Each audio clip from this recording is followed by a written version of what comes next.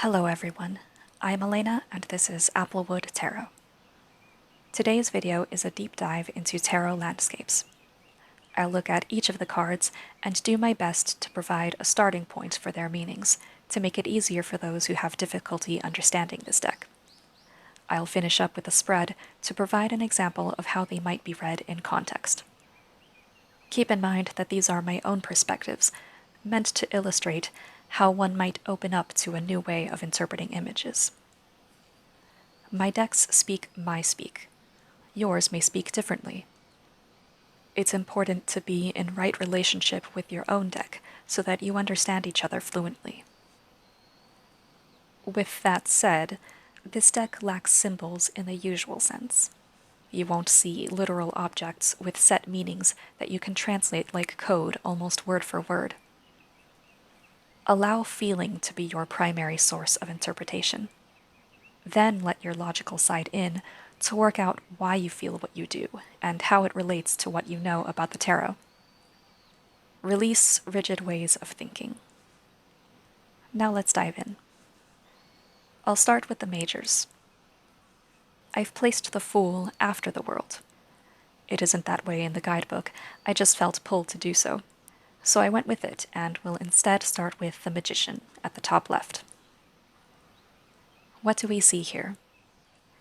A gigantic tree, much taller than any I've ever seen, and a magpie flying above it. That's a simple enough description, but what does it mean? What do you feel when looking at this image? A word that comes to my mind is vastness. This tree is so tall, it reaches into the clouds. It can see for miles and miles around. How big must its trunk be to support that height? Imagine the strength and time it took to become what it is here. Now relate this to the Magician. Like him, the tree is connected to the world above and below. It grew from the mundane surface world, but had to reach down deep into the dark and up into the light in order to gain the magnificence it now has. But maybe you don't personify the tree that way. Maybe it's the magpie that catches your eye. Magpies are known to love and steal shiny things, though of course they don't see it as theft. Or maybe they do, and just don't care. This then can tie into the Magician's more trickster-like aspects. Maybe the tree is where he likes to be, above the ordinary folk, and he has the option of going up or down as he pleases. Whether the tree or magpie, both have the ability to create what they want in the world. They have power and cunning. They have wisdom unique to themselves. They are powerful allies and creators. Feel free to pause at any point, by the way, to sit in what you learn and add your own understanding. It's better to take it slow and fully absorb new information than to muscle through and forget it all by the end of the day. Again, this is a starting point, so you will need to grow beyond what I say here. Moving to the right, we see the High Priestess. I get the feeling that this is a private place. Only those in the know should be here. An outsider would be disruptive and unwanted. It would take time and quiet, humble introduction in order to be accepted. You would need the ability to navigate in partial darkness. You would also need comfort with a certain level of risk. Who knows what's in the water or hiding among the vegetation? We can see an owl, often associated with magic, but they're also skilled hunters. It expresses the enhanced senses needed to occupy this place. Large eyes that can see in the dark, a head that can turn almost all the way around, ruthlessness, the ability to be silent, intuition. The High Priestess has always been a difficult card for me to understand, but this one depicts it well. There are hidden things here. Not all is immediately available to know. Use your extra senses. Respect the sanctity of this space. Now to the Empress. My first impression is that this is late summer or early autumn. What does this mean?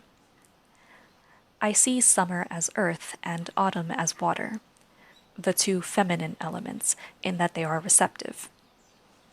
Seeds are planted in earth and water. They nourish us in so many ways. Autumn also tells us that the time for harvest is now, or soon. Harvest leads to abundance. It's usually material in some way, though I don't mean that negatively. All of that just from the season. Look further and see what else it will tell you. The Empress is about love, sensuality, abundance, and fertility. Where can you find these represented in this card? The Emperor shows the first sign of human life with tall, dominating skyscrapers. They loom over the viewer, rigid and seemingly cold to the natural world around it. Yet we see trees and clouds, both in the frame and reflected in the building's glass. There's also a spider, known for its tenacity and skill. Sort of like what it takes to be a successful businessman. The Emperor is about authority in the material world, but that doesn't make him a negative figure by default.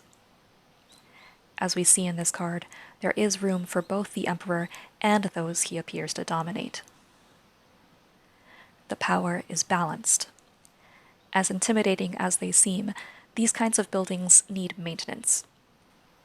It doesn't take much for nature to come in and do serious damage. The question is then, who or what are you allowing to be dominant? The Hierophant, at first glance, is visually the complete opposite of this. Again, we see a tree, though this one not so massive as the Magician's. The dominant colors are red and white, which recall love or passion, and purity. There are two birds at the base that seem to inquire at a little door they found. It's hard to tell, but the door looks open, indicating a freedom to enter. This is in contrast with the High Priestess, who was not so welcoming despite it being a more open space. How does this all relate to the Hierophant? We know he is spiritual authority, the one to turn to when in need of a teacher, a source of tradition. We tend to fall back on tradition without even realizing it, so this position is a big responsibility. It's important to lead with love and pure intentions. One must be sturdy and able to take others leaning on them. And it's expected that the door always be open for those in need. Is it starting to come together? The Lovers seems to blend these two worlds. We see human buildings and a forest joined by a bridge. But these are not skyscrapers or fantastical trees. The scene looks romantic enough for a storybook, but it's still realistic. Love is accessible to the common folk of all worlds. But the bridge is important. It took effort to build, and it takes effort to cross. Admittedly, not much effort, but it's amazing how lazy people are willing to be. The otters are also symbolic of this kind of union, as they move just as easily through water as on land. So it's easy to see the themes of love and choice here that are characteristic of the Lover's card. The Chariot is less obvious, but by no means impossible to figure out. It urges the viewer forward, awakening motivation and strength of will. It feels like it's a straight shot towards your desires. But be careful. Half of the path is in shadow. It still leads to the same place, but the change in light may affect your vision and throw you off. Be aware and prepared to handle this. Going forward, I'll make fewer comparisons to more common understandings of the tarot. This is to cut back on time and also to let you make your own connections with what you already know. I feel it's important to do some of the work yourself, as it's more meaningful when things are not simply handed to you. So we move on to strength. It looks to be set close to the Emperor's landscape. 4 times 2 is 8. As mentioned there, vegetation still grows strong in the shadow of what wants you to think is the most powerful force around. Life finds a way. Life is frail, but also resilient. It defends itself when it needs to, like this shrub. Its thorns protect its fruit from creatures that would pick it clean, but the bird is small and can gingerly make its way through danger to take what it needs. Whatever you choose to focus on, the idea of gentle strength is present. Even those man-made buildings provide shelter and homes for urban critters. The whole image has a gentleness to it. The hermit is another fairly obvious one. This bit of mountain sits apart from the rest of the land. The cave at the top provides retreat from the world, while the platform-like rock at its opening allows for stargazing or otherwise viewing your surroundings. Some things can only be gained through solitude and distance. The hermit's wolf seems to gaze upward at the following card, the Wheel of Fortune. Here is nature in large-scale action. Entire worlds live and die by its hand. Some think fate is unfeeling at best or cruel at worst. This card puts it into perspective. Everything that is a result of creation and the consequence of many motions and actions taken. No matter what we do, the wheel will keep turning, with or without us. This is not meant to encourage nihilism or giving up in any sense.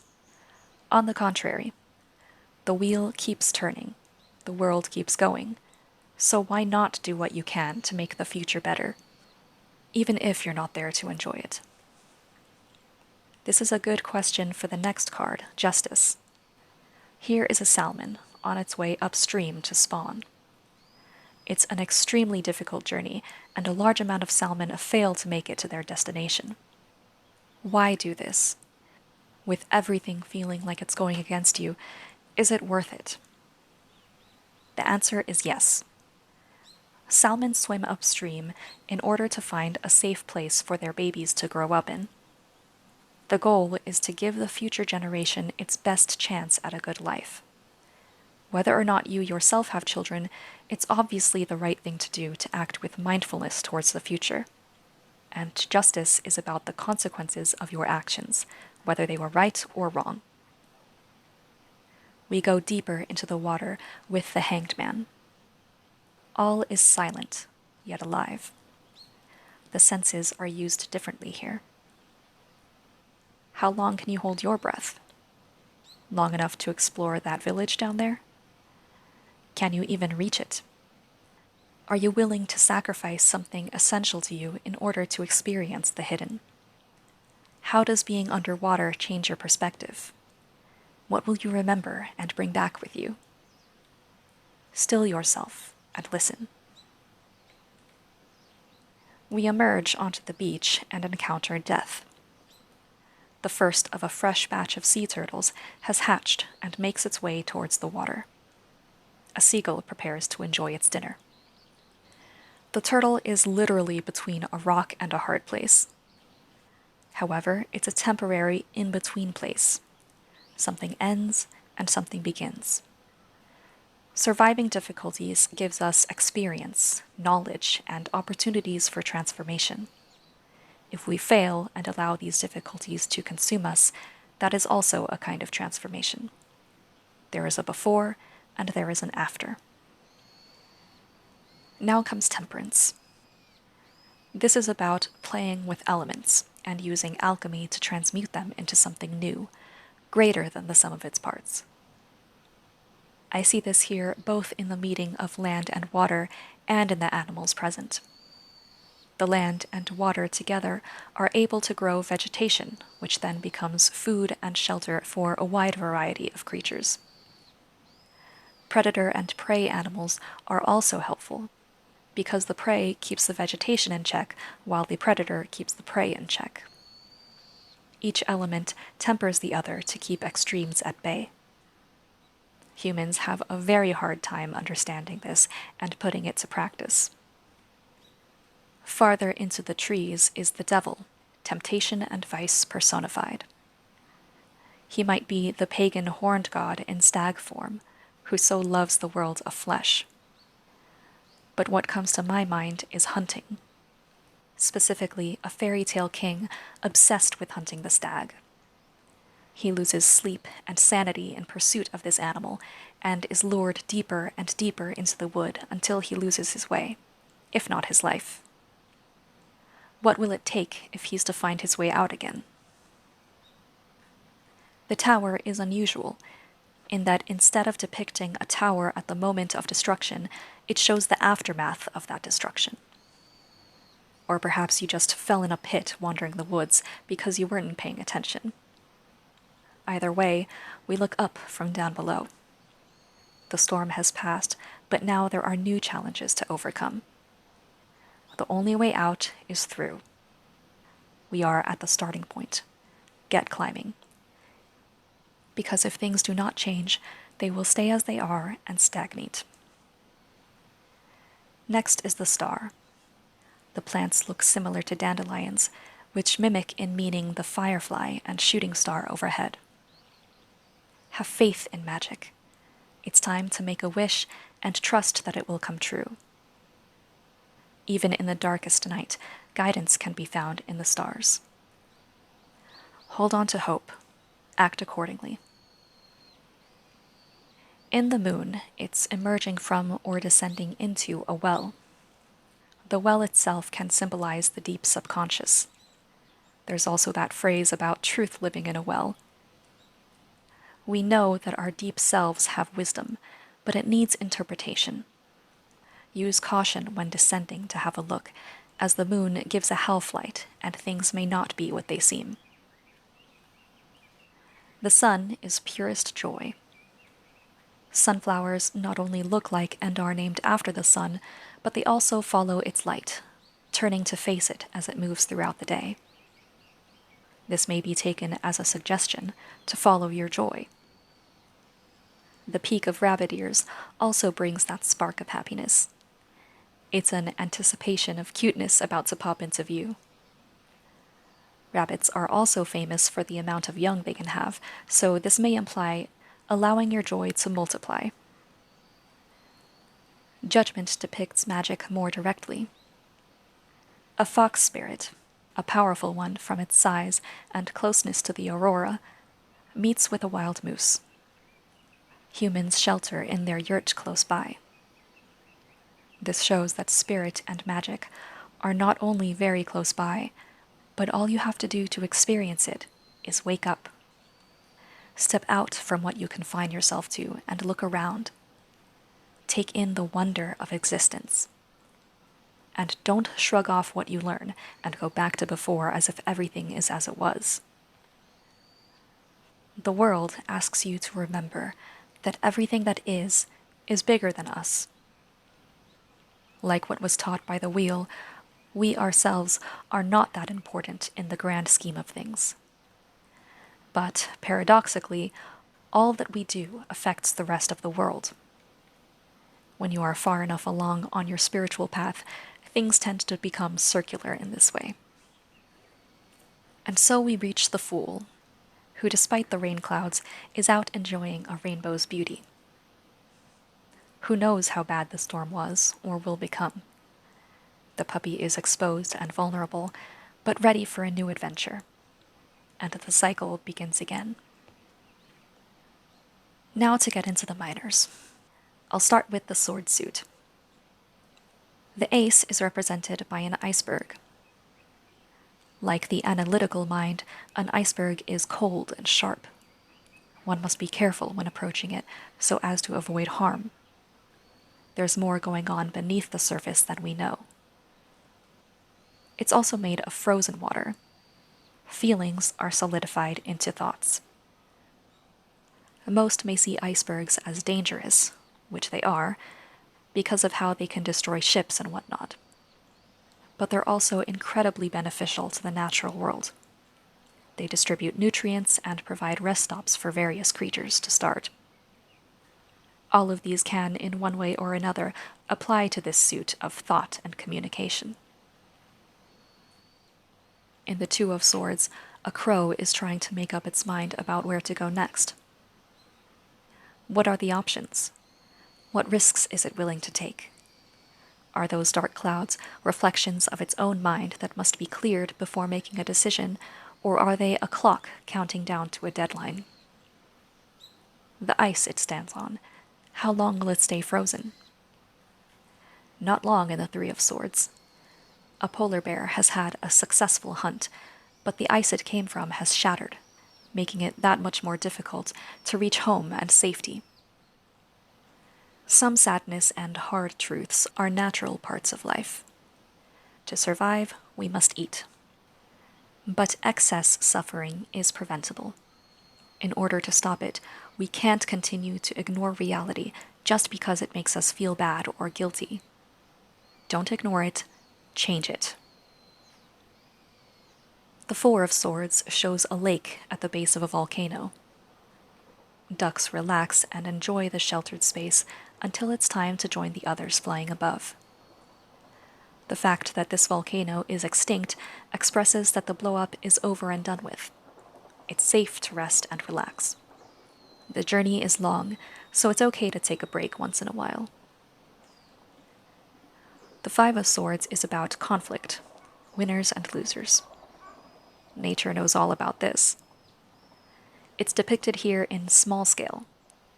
The ivy smothers the tree, the beetle feeds on the ivy, the bird aims to feed on the beetle. But these roles are never guaranteed. Plants are often poisonous, insects bite, and predators don't always succeed in the hunt. There is always opportunity to make one's way back from defeat. Your position isn't fixed unless you make it so. The Six of Swords doesn't want to do with those difficulties or decisions. The sky and sea are calm. The boat is small, but the water isn't so deep yet. The goal is to drift away and allow the current to take you where it will. Trust that you can sit back and allow your guides to take care of things for now. The Seven of Swords has grab-and-go vibes. Take what you can get away with and make do. The desert has such limited resources, it's a sin to let anything go to waste here. The options are few. What are you willing to do to survive? What are you unwilling to do? The Eight of Swords is about how we allow ourselves to be trapped by our thoughts and perceptions. This scene is ominous, but is anything actually wrong here? What immediately stands out is the dark, the cage, and the snakes. These can have negative associations, but they're not limited to them. The dark is the unknown and so can be scary, but it's also a form of freedom. Snakes can be venomous, but these are mating, creating new life. The cage looks like a trash can, and so has several ways of being interpreted. It can mean limits attract garbage. But compartmentalizing has a purpose. Trash outside of a trash can is litter, which is bad. Sometimes it's all you can do to deal with one box or thing at a time. The Nine of Swords, everyone's favorite card, looks straight out of a Halloween movie. The trees are bare, bats flutter about, and the sickly yellow sky may soon turn dark. There are many people who say you shouldn't watch horror movies, listen to metal, or anything like that, because it opens you up to evil. This is untrue. What happens is your mind mulls it over, and sometimes this can manifest in nightmares or you being jumpy for a little while. Like with bats, an encounter may spook you, But if you learn about bats, you can find out how helpful and fascinating they are. They're also very cute close up. So, this card shows the stuff of nightmares, but they have only the power you give them. Are you brave enough to face it? In the Ten of Swords is ruin. The building cannot be saved. There's nothing to support life here, and whatever remains risks further injury or death. So it's a matter of whether or not you can rouse yourself enough to get up and leave, get to where things are better, even if it takes time and effort. Any movement risks further harm, as this place looks like it's about to collapse. But if you don't move, you won't get anywhere. Get up and start again. The Page of Swords is a petrel. It lives out on open water, only coming on land to breed. Imagine what that's like. With the sky and sea always changing, the steadiest thing you have is yourself. You must be vigilant and adaptable, as storms can creep up with little notice. If you were to survive them, you must be quick to learn and quick to react. The Knight of Swords is a falcon, in the process of diving for its prey. To do this successfully, it must scan the world below and assess all it needs to know. It then commits to the dive with full confidence, because to miss can lead to a very bad landing among the rocks. The Queen of Swords is an owl. Owls are sharp-sighted, able to see almost all the way around themselves, and near silent. You likely won't know she's coming until it's too late. She strikes with precision and the knowledge that she is in the right. The King of Swords is a condor, a type of vulture. He looks very solemn and contemplative, in contrast to the quick thinking and action of the younger courts. Think of what vultures do. They watch and wait for the inevitable to play out. They earn their meals through patience and thoughtful action. This king will make his move, at the right time. Next is the wand suit. This ace is not the easiest to understand, though it's visually beautiful. The wildflowers all around speak of joy, love, and creativity. Like wildflowers, these things come and go and come back again. If you want them in your life long term, they must be cultivated. Learn from what came before, whether that be from the tree that's no longer there, the suit of knowledge previously discussed, or anything else. Learn and apply it to the action you take. The Two of Wands is more traditional. The world is before you, ready to explore. Do you take the risk and set out? Or do you stay where you already have plenty and comfort? The Three of Wands brings to mind something like a vision quest. You made the decision to leave and got yourself to the forest edge. Now guides appear in the campfire smoke, ready to aid you when you venture into the forest proper. Use this resource well. In the Four of Wands is small-scale satisfaction and joy. The farm work is done, so you can relax and enjoy yourself in the stability of domestic life.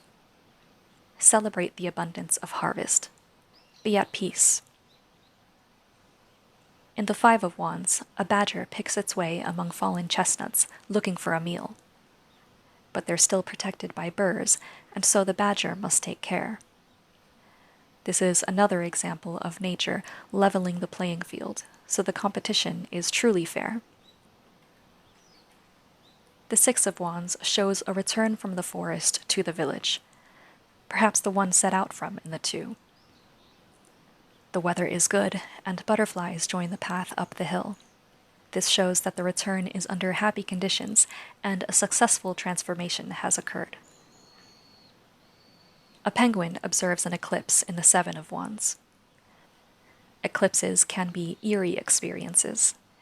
There are myths and superstitions about them that assume something horrible is occurring. But the reality isn't so bad or serious. You may feel under threat, but hold your ground and wait it out. You will outlast this. The Eight of Wands is about brief moments, those times when things happen quickly. You may be waiting for something. It's on the way. Take advantage of what's going on to bring what you want into full fruition. In the Nine of Wands, dark clouds gather and threaten a storm. In the foreground are fireflies, points of light that remind us that despite our fears, legitimate or not, joy and hope still exist in the world. There is a reason to resist giving in to hard times. The Ten of Wands is unusual in that it shows a release from burden. It's true that many of us carry more than we should, and some things we really don't need to keep. But context is important. The donkey has freed itself from a hay cart, and so is free to go where it will. A wing in the corner hints at what can be achieved when not weighed down by such things. However, hay is a food source for that donkey. Humans can make use of it too. Has abandoning the cart made things more difficult for itself, or screwed over someone else? How important is that? Should the bird be listened to when it has no pressing need for hay and can't truly grasp a life that's so different from its own? The Page of Wands is a prairie dog. Prairie dogs are a type of ground squirrel. You can use that as a jumping off point in regards to their character. They're very communicative. One may think that would better suit the Page of Swords, but he's more about gathering intelligence, whereas the Page of Wands is involved in the act of relaying information. The Knight of Wands is a lynx. Here, it's shown as the only thing moving in the frozen landscape. This indicates that movement is the dominant aspect of this card. The fact that it's winter means that this action likely has a purpose. Resources are scarcer this time of year, so any action should be taken with purpose. The Queen of Wands is a fox asleep under the ground. Much lore surrounds foxes. They're known as tricksters, seducers, witches, and more. What do you associate them with? A common trait among these is mystery. You'll never know just what you'll get with a fox. There's a sense that you can't quite touch them, at least not for long. Much like fire. This fox is asleep. Her fire is turned inward and burns low. It both warms and is protected by the roots of the tree. It's tempered and grounded. The King of Wands is a white tiger making his way through the jungle. Even those who dislike cats can recognize his beauty and magnetism. He's called King of the Jungle for a reason. He walks with confidence, sure that nothing stands in his way. And if anything does, there are ways to take care of that. Now onto the cups. The ace shows a pond or pool of water in a field. It's shaped like an anatomical heart and reflects the sky above it. The heart, full of emotion, responds to what it takes in from the world around it. In the Two of Cups, two streams meet in an underwater cave. Emotions come together to quench the thirst of something that presents itself only to those who are pure of heart. Pure love, not necessarily romantic, can create magical experiences. The Three of Cups is similar to this, as three streams flow to mingle at the base of a hill. But where the Two of Cups was underground and so more intimate, the three is out in the open. The rocky ground makes the water babble, and the fish adds a further sense of joy and beauty. The Four of Cups feels like a leaving behind. The sun sets, the bird flies away. It's a, no thank you, there's something else I'm still looking for. This place is pretty, but is it lacking? Or is that only in your head? In the Five of Cups is a weeping willow, so right away grief, or at least sadness, is an aspect of this card. A cracked stone bowl spills water it once held inside. It's an outpouring of emotion that can no longer be contained. Open land is also dangerous for the mouse.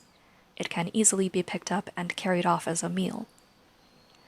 The bowl may once have been its water source, but to stay here now only keeps it in unnecessary danger. At some point, it must accept the loss and move on towards the safety of the trees. The Six of Cups is full of nostalgic childhood things. A rope swing, a wagon, pumpkins ready to be picked and carved. I didn't have this kind of childhood, so it makes me feel a bit wistful. The slant of sunlight makes the scene look more like a memory, one that was happy and safe. The guidebook says that in the corner is a swallow's nest, but to me it looks like a beehive. This then adds that things may have felt great, but there was always a risk of bad things happening. To a child, bees are a very scary danger. The Seven of Cups shows a dreamy underwater scene. The ocean floor is another world entirely. Marvel at all you see, but stay alert and remember why you're here. There's plenty to look at, and it's fine to do so, but not everything should be touched or brought home with you. The Eight of Cups features the same type of bird as in the Four, a heron. It's once again in flight on its way elsewhere. The train tracks indicate journeys to and fro and begin with poppies, often associated with sleep and death. This can mean we must be well rested to travel forward. Or, from a sleeping or altered state, a different kind of journey can be taken. Perhaps the kind looked for from a long while back. In the Nine of Cups is an oasis. A camel, well suited to life in the desert, is still grateful for this blessing and drinks its fill. Things may have been rough, but now you can rest a while and be content. Here are your waters and your watering place. Drink and be whole again, beyond confusion.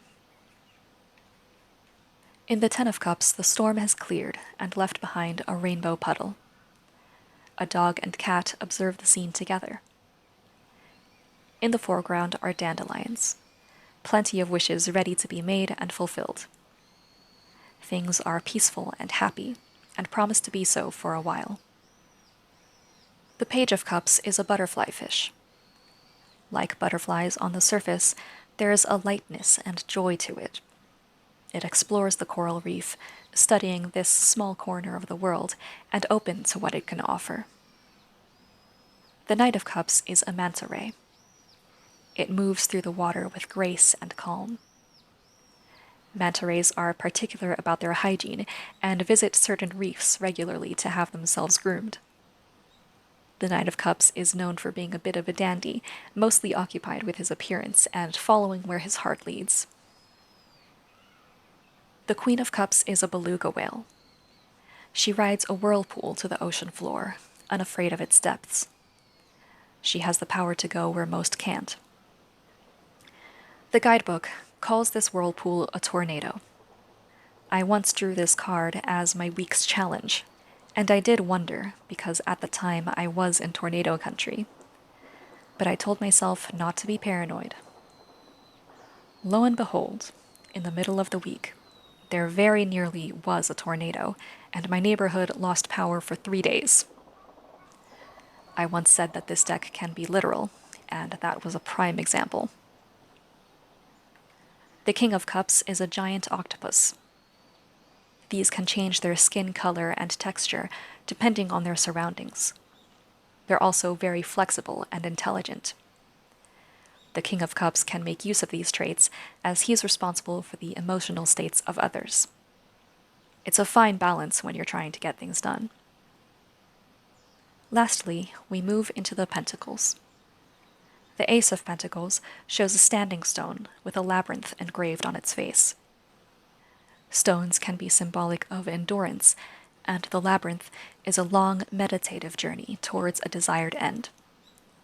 The fact that it's on a stone implies that this journey is physical and will take time to complete. The Two of Pentacles depicts a raccoon making its way over a ravine, its egg dinner held high. Almost everything in this image relates to duality and balance. Air and earth, light and shadow, left and right, fertility and death. Raccoons are often seen as thieves, but they're more so opportunists. There's also a duality in them, as they're associated with trash, but they like to clean their paws and various objects in water. The Three of Pentacles shows how each part of the forest has its own part to play.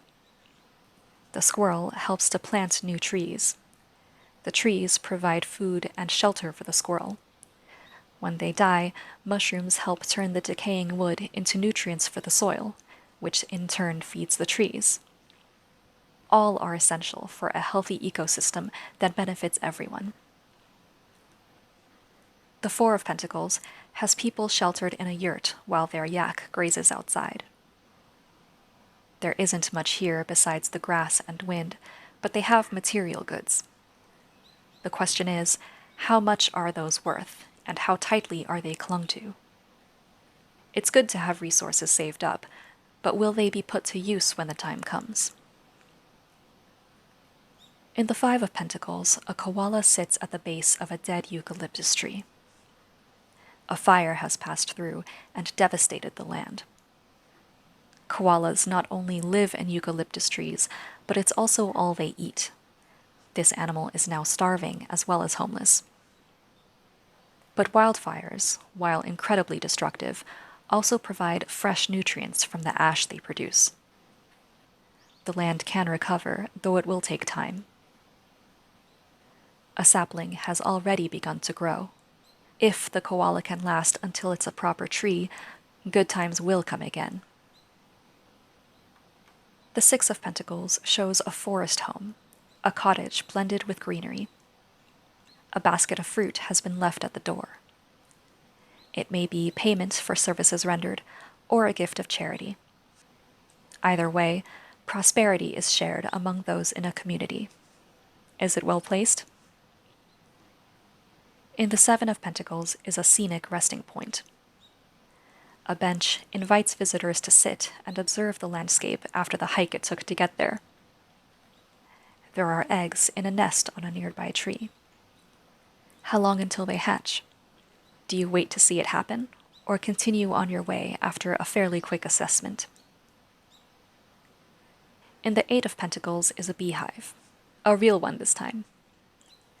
It hangs over a forest path, symbolizing the work it takes to make one's way through the unknown. You can be part of the hive and work in tandem with others, or you can make like the solitary bee in the foreground and go it alone. Even with access to collective wisdom, trial and error remains the ultimate teacher. The Nine of Pentacles is the secret garden, if you've ever read that book or seen any of the movies. Only with privacy and solitude can certain things be brought to fruition. This success is achieved alone. In the Ten of Pentacles, a dog and rabbit meet at the forest threshold. The dog is domesticity and loyalty. The rabbit is fertility and quick to action.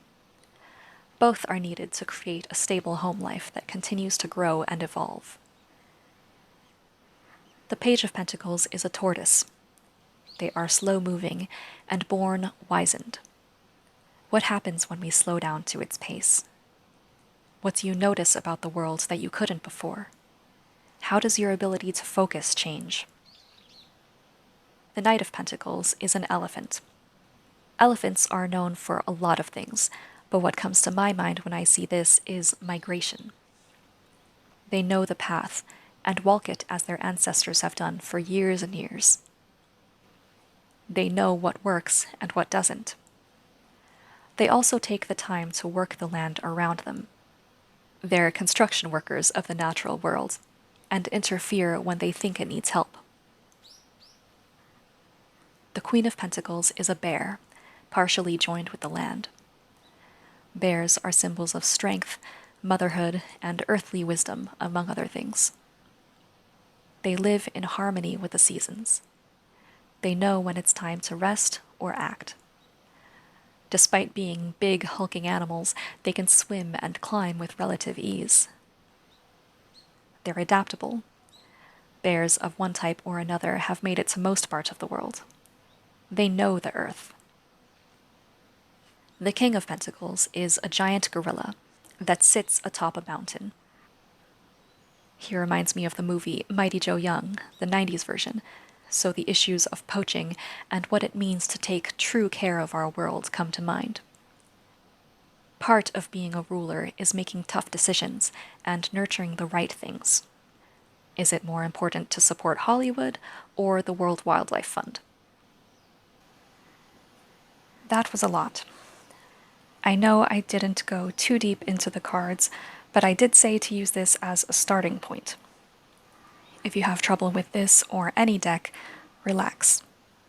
It's like introducing yourself to an animal. If you try to force it, you won't get anywhere. The process needs patience. Be quiet, be still, open up, and listen.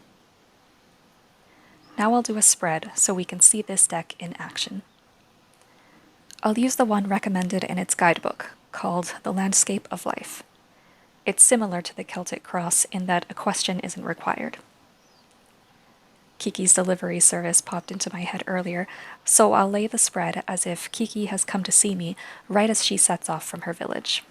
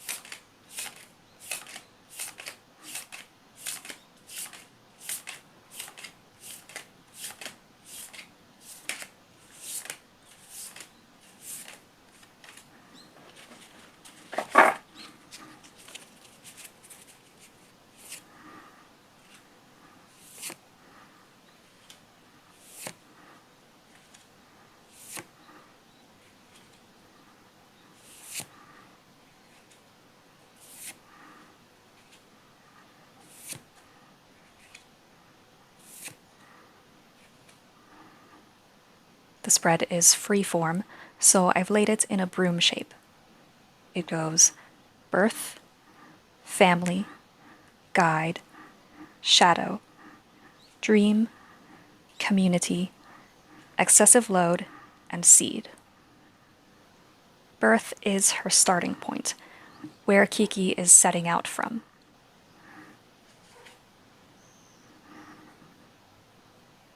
Kiki is firm of mind. She has a solid idea of who she is and what she wants from her journey. But there's more going on beneath the surface, perhaps more than she knows herself. She is quick-witted and ambitious. What she wants to focus on are her bright ideas. She wants to take these ideas and move forward into new lands. She also very much wants to visit the ocean. In fact, it's the only idea she has in regards to where she wants to go after leaving her village. The second card, Family, is what will welcome her in this new land. What will be a source of advice and protection. Perhaps some challenges too.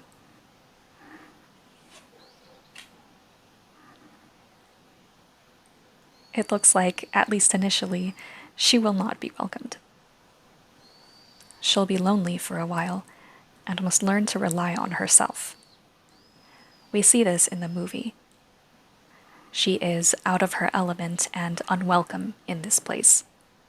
She nearly gets herself arrested her first day there. It'll take time to adjust to being on her own.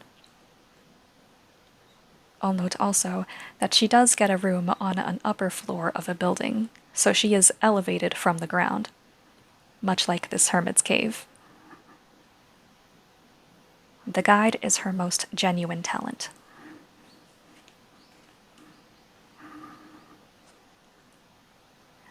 My first thought is that she's not so good at magic. She's not the best at flying either, which you could say makes her a bad witch, but she is a good person. In that way, she is opposite to what the magician typically represents. She is honest and upfront. She's unselfish. Despite her troubles, she's hard-pressed to use her abilities to force her will upon the world. She does eventually start a business that has her flying from place to place, but it's honest work. Take away the broomstick, and you wouldn't even know she's a witch. The shadow is her greatest fear.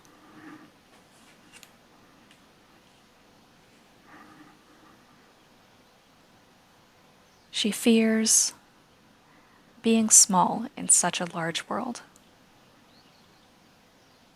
She fears the amount of courage she'll need to survive. City life is new and unnatural to her, and it takes strength and persistency to find her place in it. She has those feelings of, what am I even doing here? My world is nature and magic. It's out of place here among these tall buildings and skyscrapers. The dream is her authentic vocation.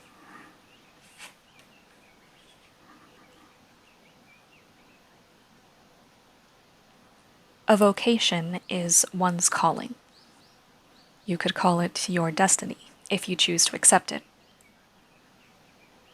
It looks like she's meant to deal with depression of some sort. A kind of lingering gloom in her life. Though it may not be so severe. It may simply mean she'll be dissatisfied. Dissatisfaction keeps us working towards our goals, keeps us moving forward. It keeps us searching for true happiness. That little black cat reminds me of her familiar Gigi. Perhaps her destiny is to say goodbye to him. I am going by the movie, and that has a bittersweet ending. Part of growing up is dealing with the fact that not everything is happy all the time, or even the majority of the time. There's a reason most of us feel an occasional craving to go back to childhood, to where things were less complicated. So it looks like her destiny is to deal with the mingling of joys and sadness. The community is where to find support in this vocation.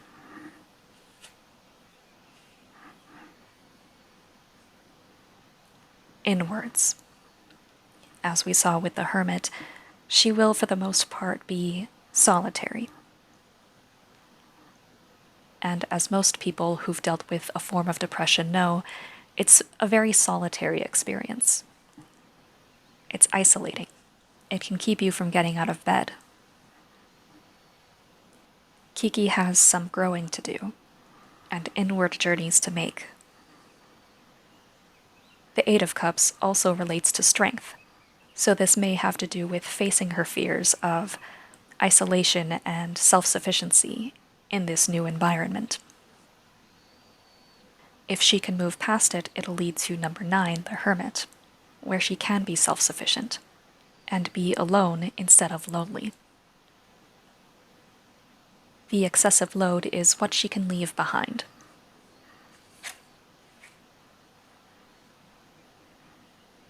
An improper path. The path she wanted to go on, but is ultimately not right for her at this time.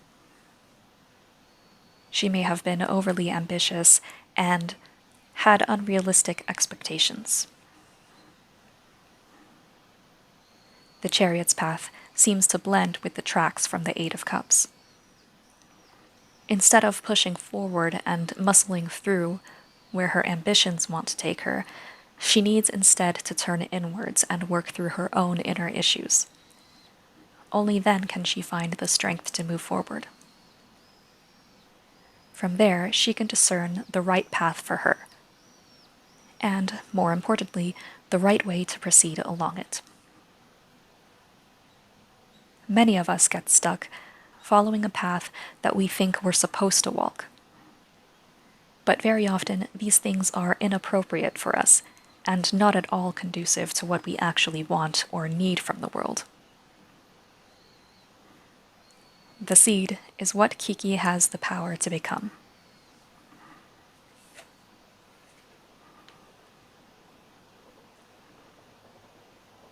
This could mean two things, which are not mutually exclusive. The first is that she has the potential to never realize her dreams, to lose what she once had. Which is true. In the film, she does begin to lose her magical abilities, due mainly to her depression. Things were not as great as they could have been, but she was mostly content, and took it for granted. Here we see she has the potential to lose that, and end up much worse off than she was. The other option I see is that she has the potential to become a snob. We know that she likes the finer things. She wants a pretty dress, some cute shoes, the excitement of the city. But getting caught up in the shiny parts of life can lead her to become like one of the girls she delivers to, very snobby and ungrateful for the humbler gifts she receives. So to recap, Kiki starts off confident in who she is, and is able to manage her emotions pretty well. She'll have to find her own way, and manage those feelings of loneliness and isolation. Her genuine talent is her honesty, and being sure of who she is. She doesn't use magic as a default solution to her problems. She fears being a little bird in a big city, and what it will take for her to find success and her place in that world. Her calling is to take in the good as well as the bad. Accept life as bittersweet. To help her do this, she should do inner work and face those shadows in order to move past them and grow beyond that. It's best to release who she thought she wanted to be and the things she thought she should accomplish. Perhaps even how easy things were supposed to be. She has the potential to lose everything she has gained so far and become a person that she doesn't even like. Let's move these to see the bottom of the deck and see what Kiki can do to get an ultimately good result.